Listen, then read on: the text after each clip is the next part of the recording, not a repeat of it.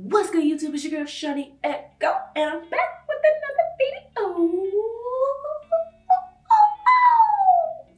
Welcome to my channel. If you are new, thank you for watching. My name is Shawnii Echo. I do hair videos, travel vlogs, music. You know what I'm saying? I do it all. So if there's something you would like to see, please make sure you continue watching. And for those who are returning, thank you for watching my videos. I appreciate you. Yeah. Beautiful, intelligent, confident, independent, talented, well equipped. It don't matter what you think. The best thing that I can be is me. I know who I am, If you read the title, you already know what we're about to get into. These are some of the, I am gonna say it's 10 because it might be 10, it might not be 10, but the top 10 mistakes I made as a braider, hairstylist, wig maker, whatever you want to call me. These are the mistakes that I've made over the last 15 plus years of me doing hair. If you want to learn from me and not make those same mistakes, continue watching. And without further ado, let's get to it. I ain't got no voice, y'all. I'm sorry. Okay, so yeah. You see, my hair's not done. I figured, why not do this video while I'm finishing up my hair? Because what else I'm gonna do? Waste time, not be productive, and watch TV. So instead, we're gonna be productive and multitask. So, one of the first mistakes that I made was definitely undercharging. And the reason I was undercharging is because I had I didn't have the right mindset because I started doing hair in elementary school. So, hold on, let me get these naps out. Ooh.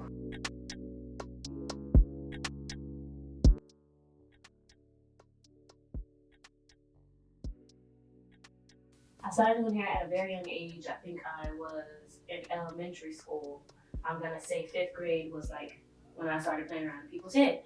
So, I started charging,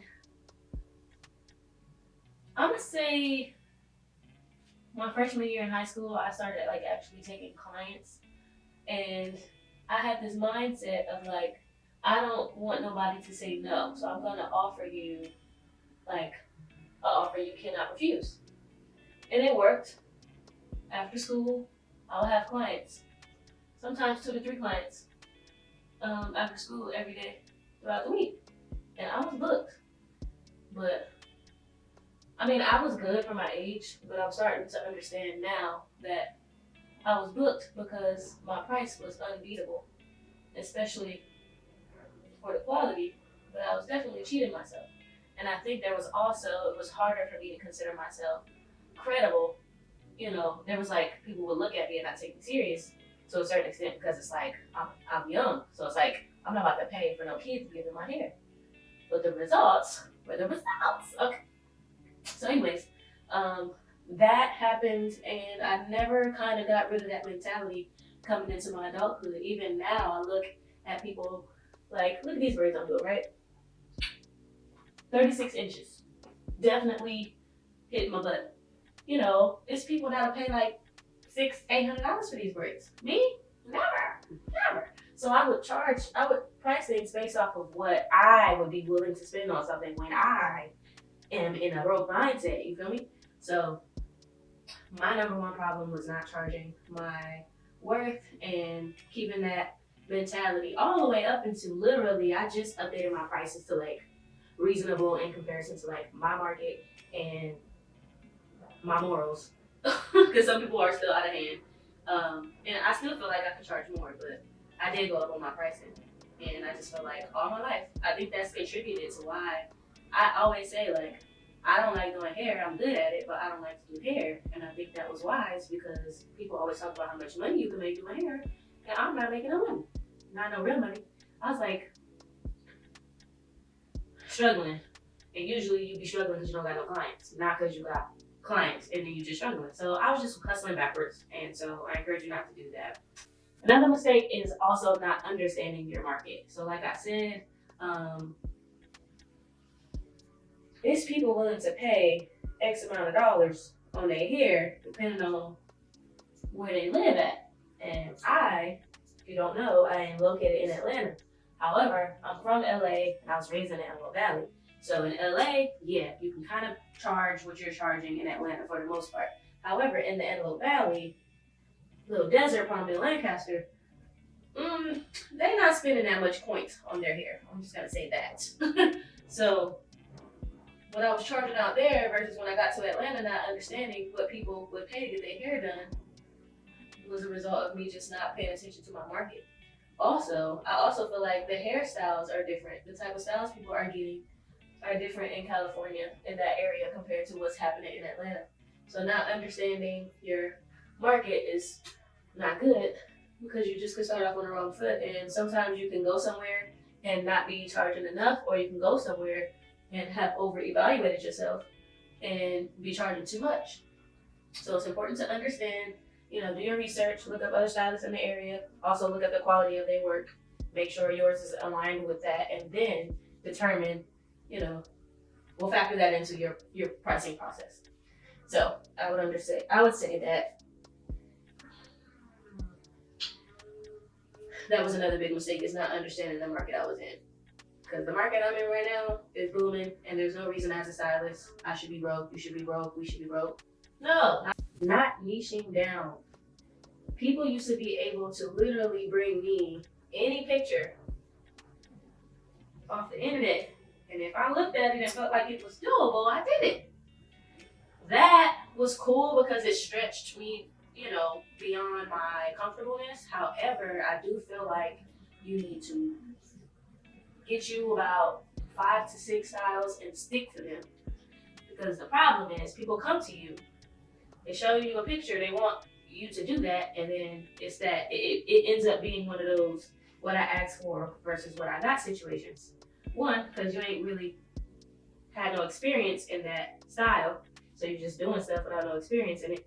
And it's kind of hard to determine what you want to charge for that, because you haven't really figured out, you haven't done the pre-search, which is the proper research before you put something on your menu of hairstyles that you offer. So you need to practice that style, do it 1 or 2 times, whether it's on a mannequin, on a person, determine, this takes this long, it's gonna use this much edge control, it's gonna take, this much effort, preparation. All of that needs to be factored into your pricing. So if people are just able to randomly bring you a style, then you might inaccurately price that by just looking at it and underestimating how much work it's actually going to take. And then there's just the anxiety. I don't know about y'all, but I get real anxious when I'm doing a style for the first time and I'm taking somebody's money.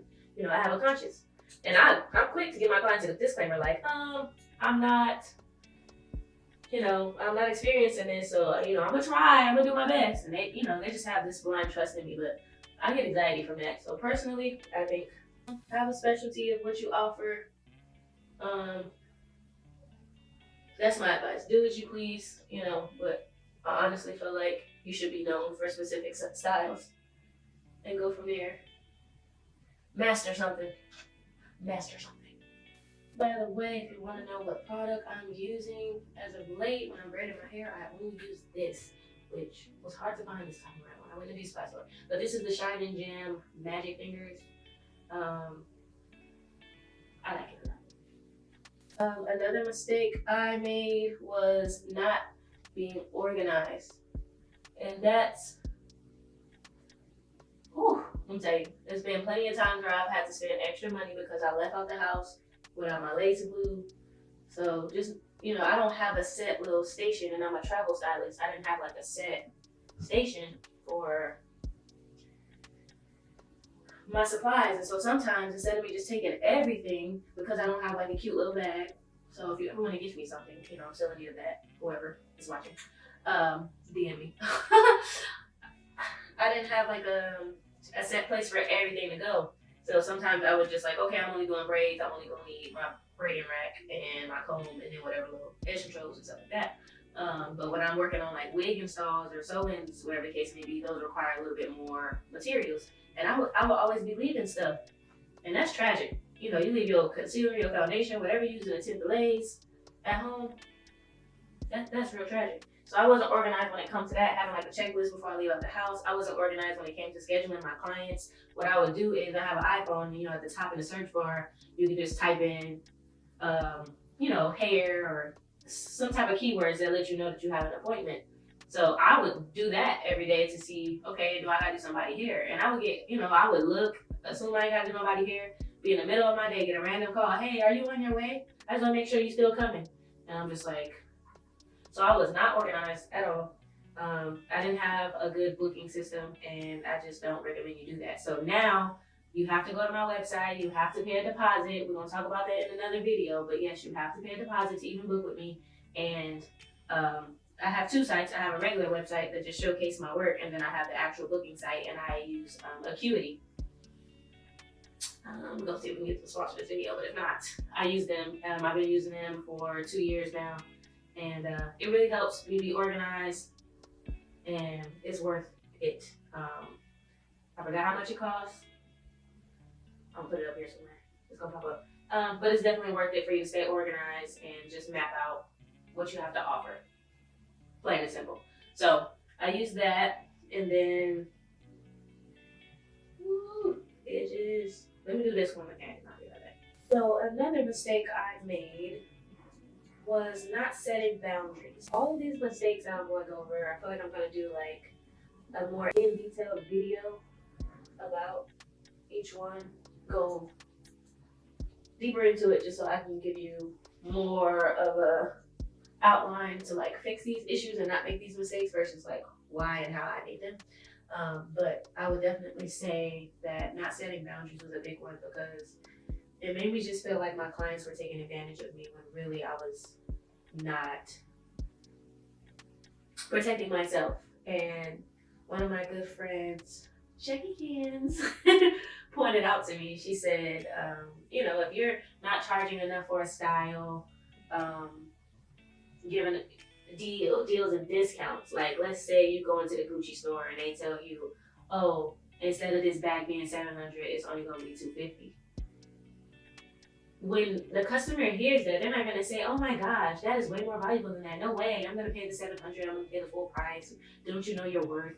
Blah, blah, blah. No, they're gonna take that $200, be grateful, and say thank you, and then be back again and again and again and again to get that Gucci bag that's worth $700 for $250. So she's like, you can't be mad at people for taking advantage of a deal. And I'm just like, that makes a lot of sense. Because I'm just like, what is up with my clients? You know, they act like I'm the only one in Atlanta that does hair. They can get nobody. They want to call me last minute. Da, da, da, da. No, they're acting like that because I'm giving them an unbeatable, undeniable bang for their buck. And I shouldn't be doing that. Granted, be competitive, but don't be stupid. I was being stupid. So setting boundaries and just making sure that you respect my time. A lot of them would show up very late, do a no call, no show, switch the hairstyle. Bruh, I get there, oh, I want to do something else.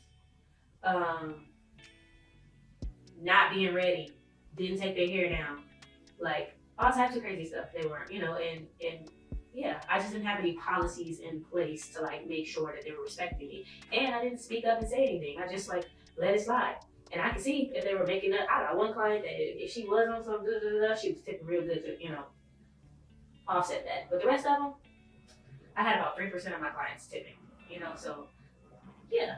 It's just, setting boundaries is very important. I advise you to do that if you're not.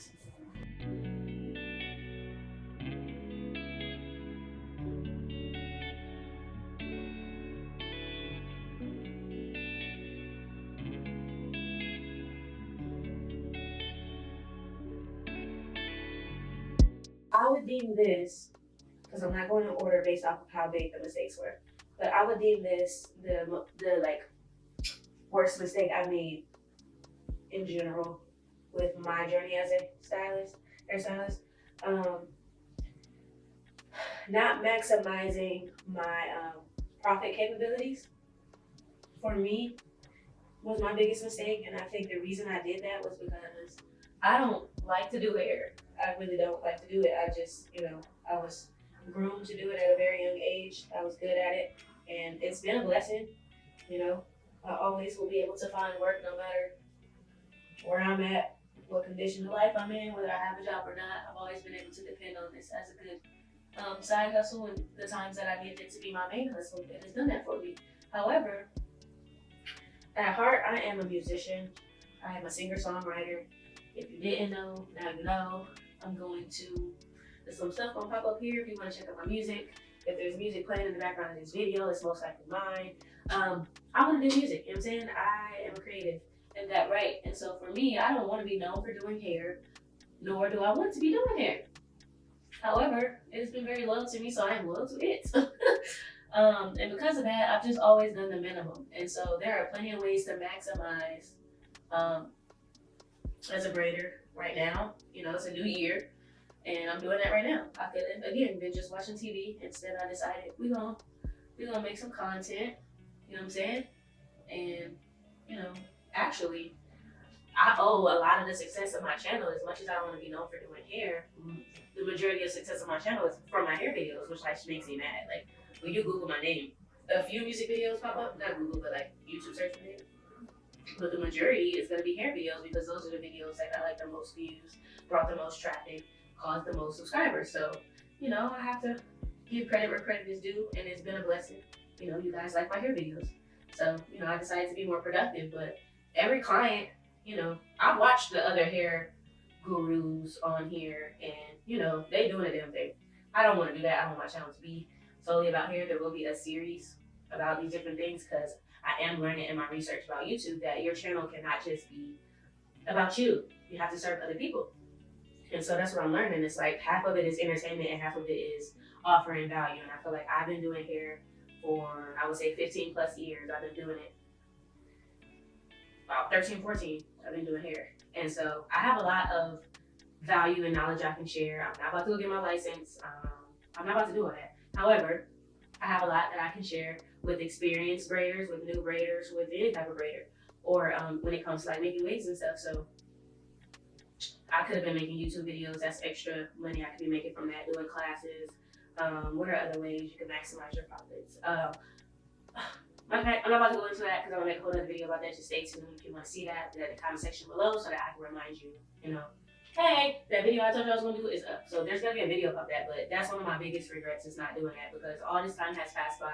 I could have really made a name for myself in the hair industry and used that as leverage to bring exposure to my music. So I'm really upset that I didn't take advantage of maximizing my exposure and profits from doing this because I spent so much time saying I didn't want to do it, but the majority of my time was spent doing it, so I should have just done it right to full capacity. So that is one of my biggest mistakes / regrets. But yeah, I like to do music, so if you want to check out my songs, I have an EP I released 3 years ago now called Recycled.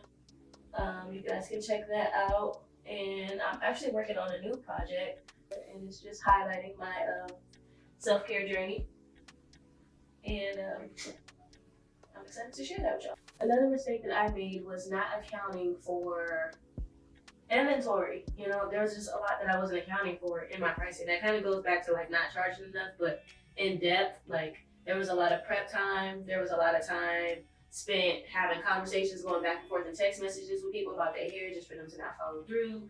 There was, you know what I'm saying? This right here, I probably go through this with 3 sets of knotless braids, maybe 4. This $20. You know what I'm saying? So that's $5 extra I should be charging each client just to factor in the amount of edge control I'm using on their hair.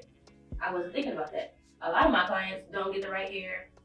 You know, they want me to go to the beauty supply store and pick it up for them. So not only am I, you know, I wasn't accounting for travel. I felt bad because I didn't have my own place that people could come to. I was always like roommate or living with somebody. So I had to go to them. So I felt bad about charging a travel fee because of the fact that I didn't have nowhere for them to come. But now that I look back at that, that was a stupid mindset. At the end of the day, I'm traveling to you. It is what it is. Just call myself a travel stylist. That's what it was. And I wasn't thinking. So I wasn't charging the accounting for that. The gas to go to them, the gas to pick it up from the beauty supply store, or just the inconvenience of standing in the line at the beauty supply store. Like, at the end of the day, I could have just sent you to go get it and you could have called me on FaceTime and that could have been that. At the end of the day, that was convenience. So I just didn't account for a lot of the things I was offering, the time, the products I was putting into stuff. You know, that foundation you put on lace, that's your foundation. My Fenty, I was putting my Fenty on people's lace to make it look, you know, no, you pay money for that. So I don't like that I wasn't accounting for that. And then you also need to account for that for tax purposes.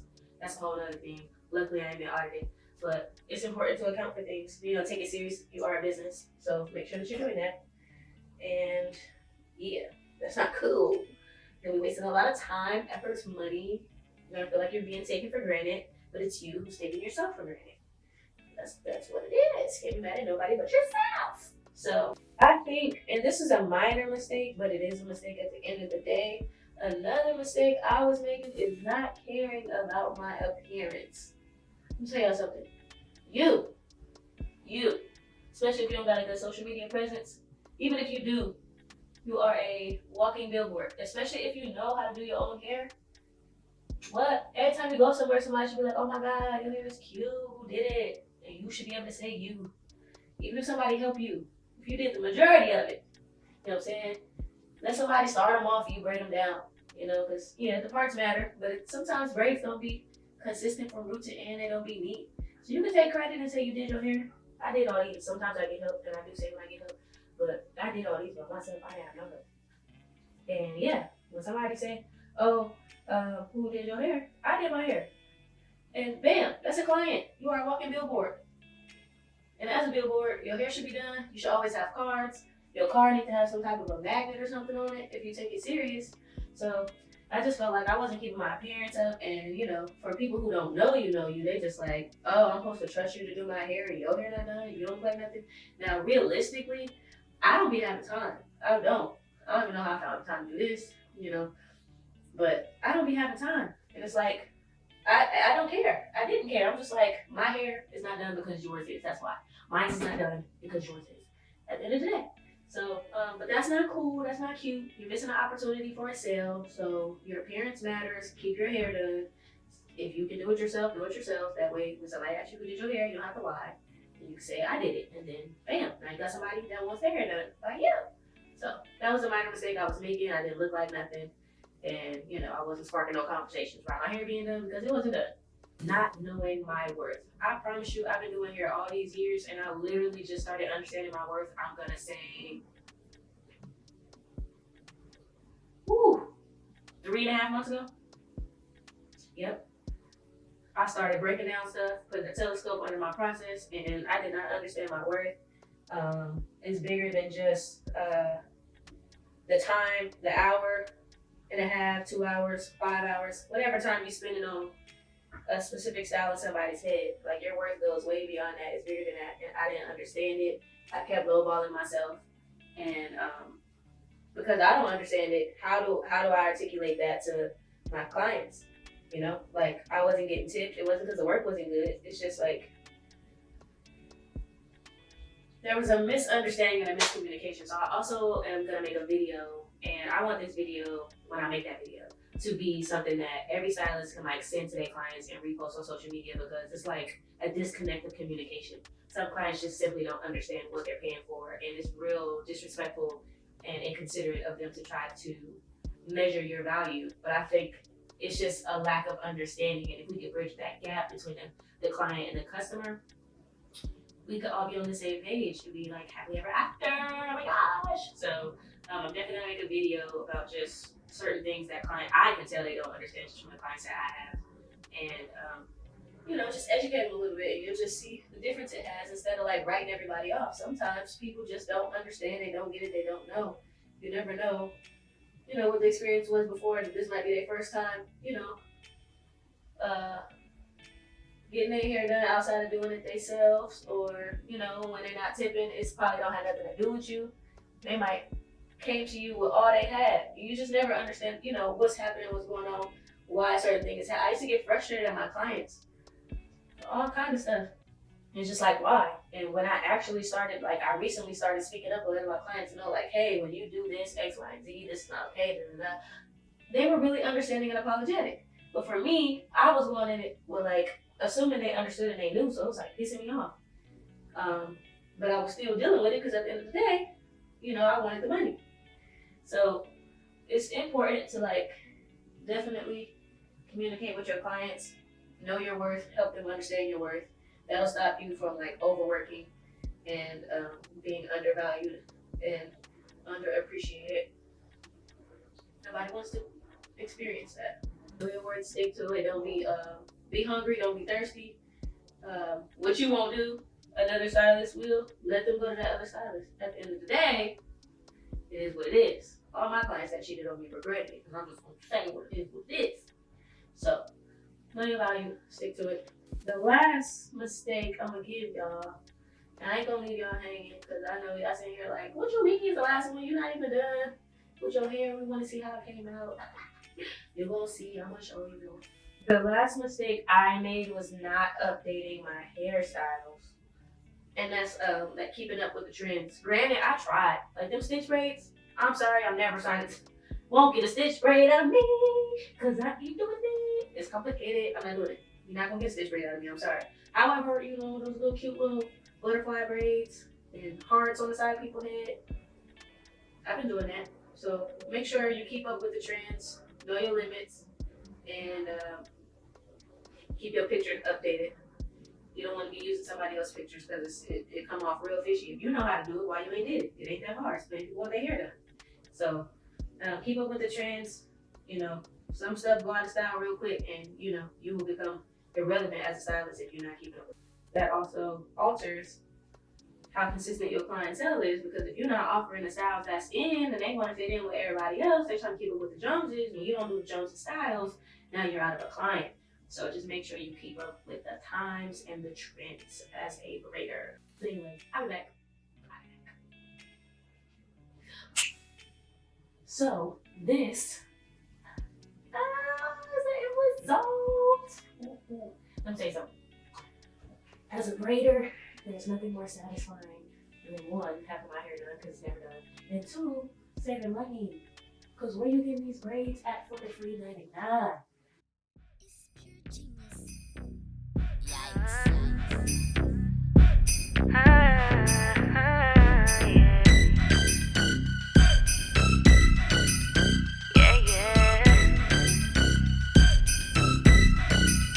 I'm used to boys wasting my time, telling them lies, used to them getting me twisted. Say they won't love, claim it's just us, you know they can't stay committed. I'm used to the drive-thru and maybe a movie. Used to them only wanting to screw me. Used to them bragging but blowing my mind. So if that's you, boy, bye. Now since and there's a chance that you might just be my type, and I like the way you approach me, so I'll give you a try. I'm tired of the same old things. Show me something. Alright guys, so this is the finished look. I hope you enjoyed this video. Again, learn from my mistakes. Don't be like me. Whether you're experienced, been doing it for a long time, again, 15 plus years, or you're a new braider, these mistakes will save you a lot of time, a lot of money, a lot of energy. So please learn from them, and again, be on the lookout for the in-depth explanation of how you fix not making those mistakes coming soon. You feel me? All right. If you're in the Atlanta area and you want your hair braided, please make sure you follow me at Made by Echo, because I take clients. Yes, I do. You could book. I'll take you. Again, this is just a little side hustle for me. So if you want to support me in my endeavors and what I really want to do, make sure you subscribe, because I do want to be a full-time YouTuber that's making money, don't have to do nothing else. And two, I want to be an artist. So make sure you guys go listen to my EP Recycled, and I got a new one coming soon, so just be on the lookout. I love y'all so much. Thank you for watching. If you are a stylist, leave comments down below of like, what are some of the mistakes you made? Were they the same ones I made? Were they a different mistake? Because, you know what I'm saying, we can learn from each other's mistakes. I'm still doing hair. Or, you know, I might have to do a part 2, because I could admit, I know I didn't put all my mistakes in here, but I could have missed some things. So leave a comment down below. Let me know what your mistakes were, how you learned from them, all that good stuff. And until next time, I love you.